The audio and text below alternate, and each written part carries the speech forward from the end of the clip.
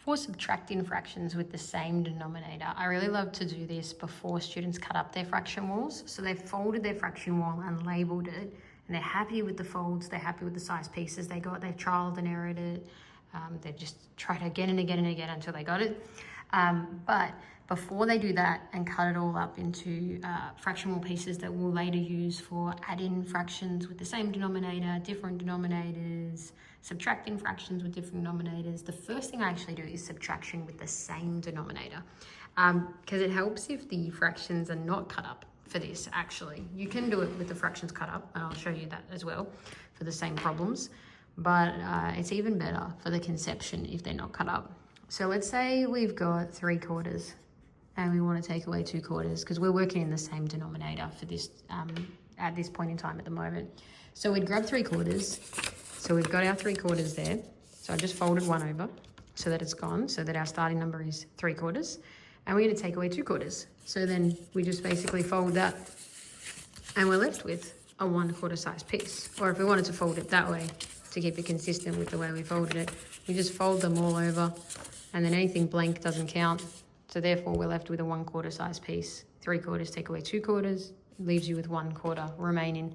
So it's a nice folding method almost, and it keeps you in the same denominator because there's only that denominator on the paper. So it's as close to foolproof as you can get. The alternative would be you grab out 3/4 if you've already sliced your fraction wall in advance. And then you now need to take away 2/4. So you literally take away 2/4 from it, leaves you with 1/4. Some people might prefer that method because it's a little bit less fiddly in terms of the folding. So I'll leave it to you which one you liked best.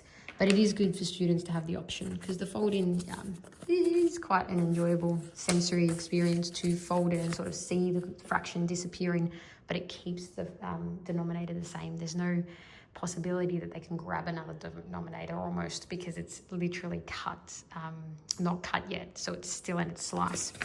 Likewise, let's say we had 6/8 and somebody ate some more, or somebody got some more of it done, or somebody travelled a bit further towards the goal. So we take away 4/8.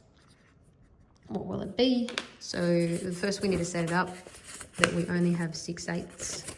So we'll fold over 2 of the 8s already. So there's only 6 in this pile. And let's just check that we've got our starting number right. So we've got 3 and 3, so that's 6/8. And now we need to take away 4/8. So we're going to fold this one, this one, this one, and this one over, which leaves us with our 2/8 remaining.